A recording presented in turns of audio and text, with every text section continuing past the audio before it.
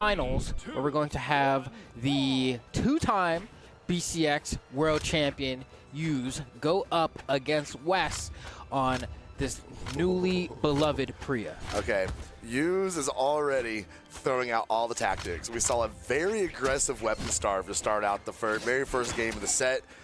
Use, it looks like he's going to be trying to rely on the scythe at the beginning of the game to try and get something going here against Wess. And Wess already branching off that recovery, sending Use all the way up into the air, but getting his composure. And we were talking about it over in the other room.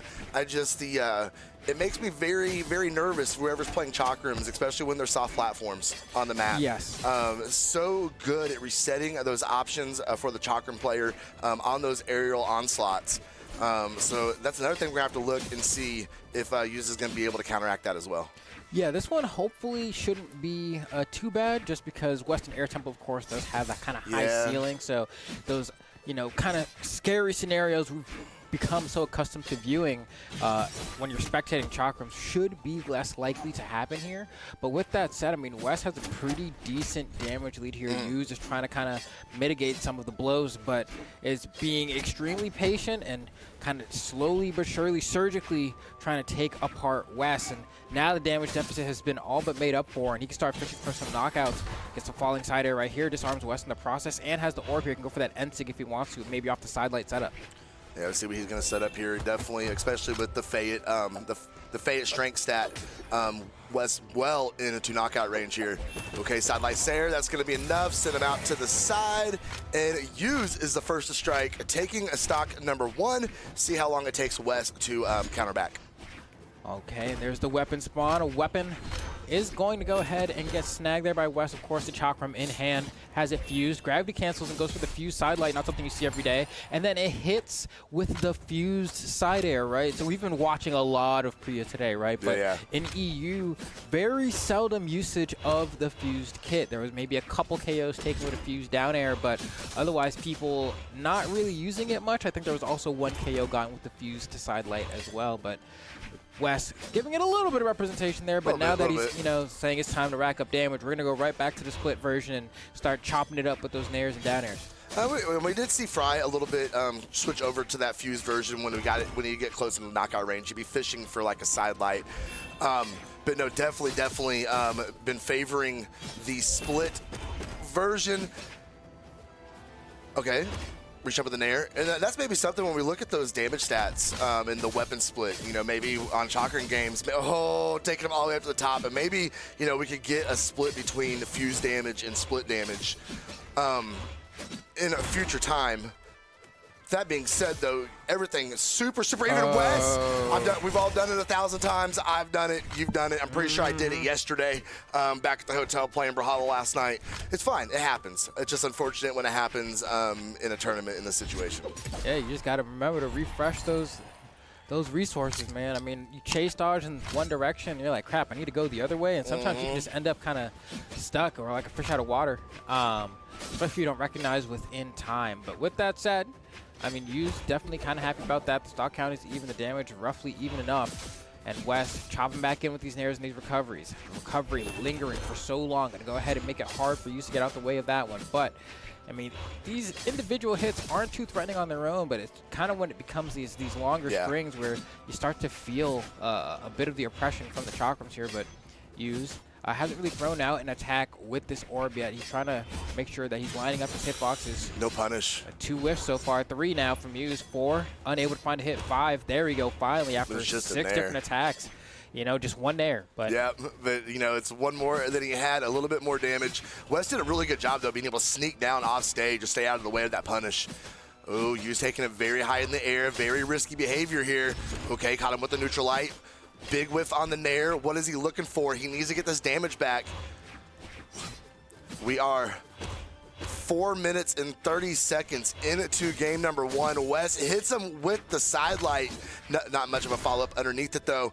Wess being brought into equal damage here. Hughes is doing a good job for the most part, staying out of those nasty strings, whiffing on the neutral sig. That's rough. Yeah, that was a huge punish opportunity. Gonna have to keep fishing here, but I don't think that would have KO'd on this stage just because of how high the ceiling is. We probably need at least one more. And so now if Hughes is able to get an end sig, it'll definitely be enough. Sidelight Zero push to the corner, but once again, the large blast zone's gonna mean he has to get an edge guard afterward, and just those that are recovery reacting to that dodge up and saying, all right, I'll wait, and boom. Lets the trigger rock and secures game number 1. Hughes saying, yeah, you know, I can deal with the Priya. It'll take a bit of time, right? And we've seen that a lot today.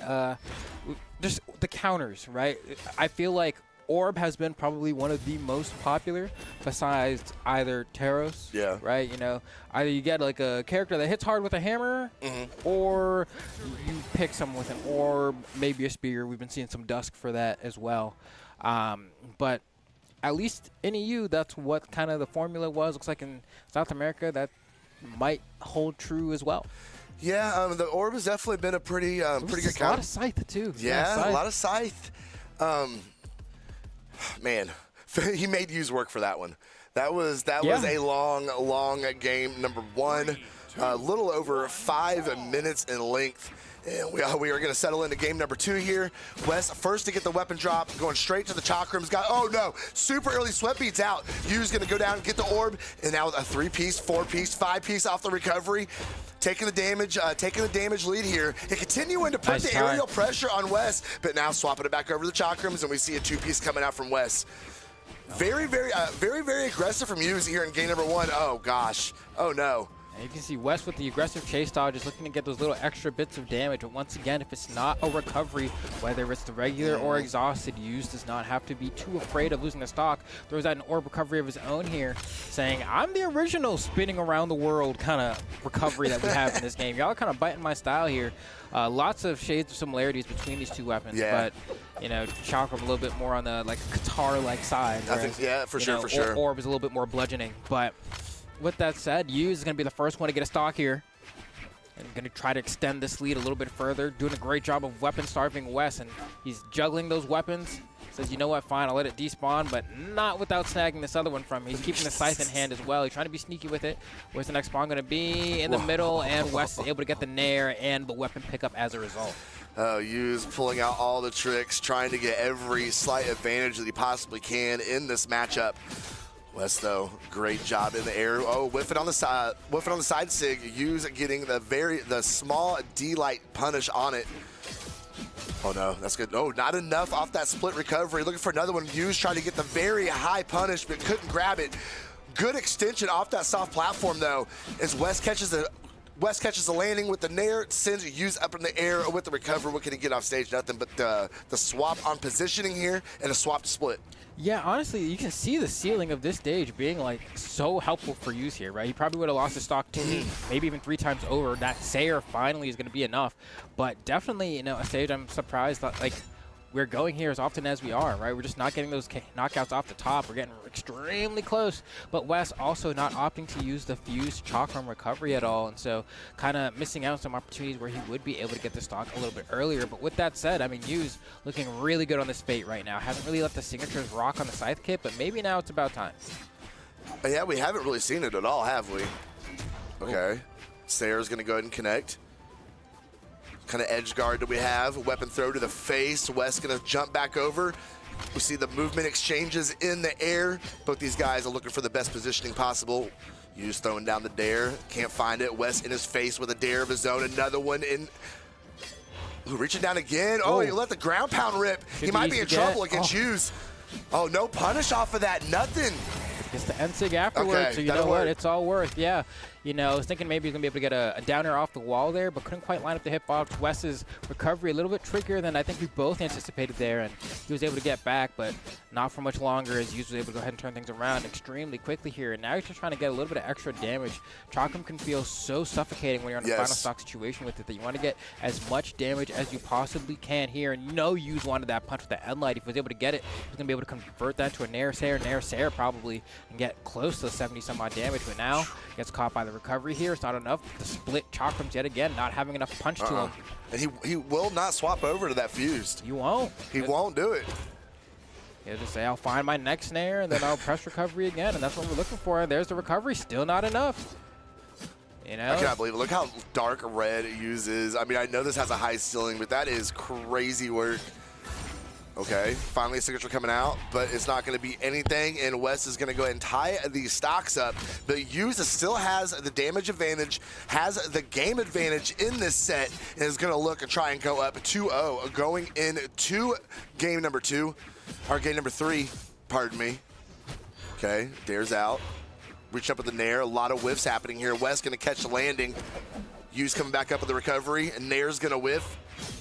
Oh, man. Oh, chopping him up just like that. He's chilling, though. He has to spend everything to get all that damage. So Yuz gets down with the stock, and that's all he really cares about here. He can take the damage. Gets the side light, D-light, and then now we're in a situation. He just has to be careful because Wess does have recovery right now. You know, threatening him up here, goes for a down air, and then tries to go for the recovery later. But once again, we've seen just how long Yuz can survive on Western Air Temple. So yet again, not too worried about losing his stock off the top here. It's crazy, even on Fayette, still having a lot of longevity in those stocks. Oh. Threaten N6 soon here, but he's going to need to get at least 1 or 2 more hits. You can see Wess is trying to close this game out. He's going to be looking for some recoveries, but even now, I don't think a split recovery will stop. But that side light Sayer is going to be more than enough, right? Yuz kind of slowly working his way. And you can see, like, as we've been saying, we've been watching a lot of Chakram today, and all of these matches are going pretty long, right? Yeah. Like, we're generally hitting, like, the 2 to 3 minutes left in the game mark by the end of a lot of these. And in part, like here, right, we're in the final 3 minutes of the game. In part, 1 is the stage. You're not going to be able to get a lot of KOs off the top there. But 2 is because these Chakram players refuse to use the Fused Chakram. And so I'm seeing barbecue health bars the most I've ever seen in any tournament ever, I think, that I've casted, just because of how long people are surviving because the Chakram players just refuse to use the thing that hits harder. Very, very dark red stocks for sure. And we have it. I mean, like we talked about earlier, you know, we saw, you know, Fry make the conscious decision to switch to Fuse a couple times to be able to work those knockout situations, but it's just not something we're seeing the Chakram players use. But unfortunately, it doesn't really seem that that's really holding them back very much. Yes, that is true, right? Like, they're still able to get extraordinarily far, and especially if you're playing the weapon in its current state where it's so easy to kind of get your stray hits and win out in the neutral game, you're like, I don't mind if I have to do this interaction a couple more extra times to get the knockout because it's so much easier to find those wins out in neutral. But against a player like Yuz, who's going to definitely make beautiful read, but doesn't really lead to much, right? Like, good damage, but it actually just puts Yuz back on the stage, which he needed to be on anyway, so. Okay, see if Yuz is going to be able to continue this momentum. I mean, he has got 2 games on his side, but man, he has struggled and clawed his way for both of these games. Okay, let's see. Oh, the movement. Yeah, Wess having to use the sword here. Rare footage, pre-on sword. Rare footage. There it is. Nice. Not much of it. Make sure you torrent it while you have the chance. You know? Oh, no. But here we go. I mean, Wess right back onto the split chakrams. Got Yuz on the side. Waiting for the weapon spawn. There it is. Has the scythe. Going to go ahead and send Wess off the stage. Can't get too much more, though. He didn't have a dodge. I'm sure there was a way for Yuz to convert into kind of more meaningful damage there. But ultimately, he still has a stock lead. But for how much longer? That recovery is almost enough. And Wess is going to chase super aggressively and make the stock count even. Yeah, I mean, he had the opportunity. He went ahead and pushed the button, caught Yuz slipping up there at the top, and it was enough to go ahead and knock out. It's just unfortunate. We've been talking about it, at least you and I have, all day long, especially about this map. Those soft platforms being at that height on Miami Dome. This is such an advantage for Wess here. Maybe he's going to be able to convert this into a win, take us into a game number 4. Let's see. I'm not quite convinced yet. Yuz with a slight damage lead here. Doing his best to try to hold center stage. Going to swap positioning with Wess, and Wess gets those juggles again, but only a couple hits. So that's nothing too scary for Yuz to deal with here, as he's looking to go ahead and get a nice comfy 3-0 victory. And a nice retaliation side air brings him 1 step closer to that victory here, as he's forcing Wess to approach him, and Wess is kind of struggling. He is struggling. Catch. Oh, big whiff, but he got in perfect position to be able to get that follow-up, a side light Sayer, weapon throw out. Oh, he missed the bounce off the orb, but he had a prime back up. He's good to go. Oh, he's starving him out. Wess Hughes wants it so bad. Sidelight Sayer. He has full control over Miami Dome right now. All right, Wes, what's your answer going to be? There's the spawn. He grabs the chakras immediately, splits them up, and he gets punished for it. You know, he gets punished for it, which, you know, is rare. You know, it's a very fast move. Yes. But Hughes able to just go ahead, back up, and hit him for it, and now, you know, has him in the yellow already. Even if Hughes loses this stock, he's definitely done at about, if not a little bit more than a half stock worth of damage. And so he'd be sitting in a very comfortable position heading into the final stock of potentially this set here. Yeah, very good extra credit going into his last stock for sure. See if he's going to be able to tack a little bit more onto it. Ooh, smart move, not going up there underneath Wess, not pulling that recovery, getting caught with the dare and pulled out of position. Okay, Hughes is a sharking on the bottom of the stage now, waiting for Rest to come down, trying to catch that landing. Wess decides to go off stage. No, not aggressing. Weapon throw to the face, gets a split as soon as he catches him. Even though Hughes being that red, you know, a fused recovery, a fused Sayer, a fused sidelight could get the job done. But the split recovery is going to do it as well. Is he going to be able to convert this stock, though? Yeah, because at this point, I mean, we've seen that, like, you know, probably like 2 different neutral interactions is all Wess really needs to go ahead and bring the damage back to even. But he has to get like 5 hit strings, you know? And so right there, he gets a 2-piece. You can see Hughes doesn't take a whole lot of damage. But, you know, while it's not the most difficult, I mean, this should be game right here, right? Oh, he wait, he brought him back. Thought he was going to go for a ground pound there because he was going to have to dodge in to touch the wall at some point. But instead, you know, he says, oh, let's play a little bit longer. We'll see if he regrets it. And the answer is no. Hughes is going to 3-0 Wess with his fate. Sidelight Sayer is going to be the name of the game. And he's going to be moving on to the winners finals to fight either Vem Tranquilo or Typh. So this should be pretty good. That's probably the next set we have coming up. But that is going to be the next set we have coming up as we take a look at these replays, though. Hughes getting it done on Fate. I don't know. It feels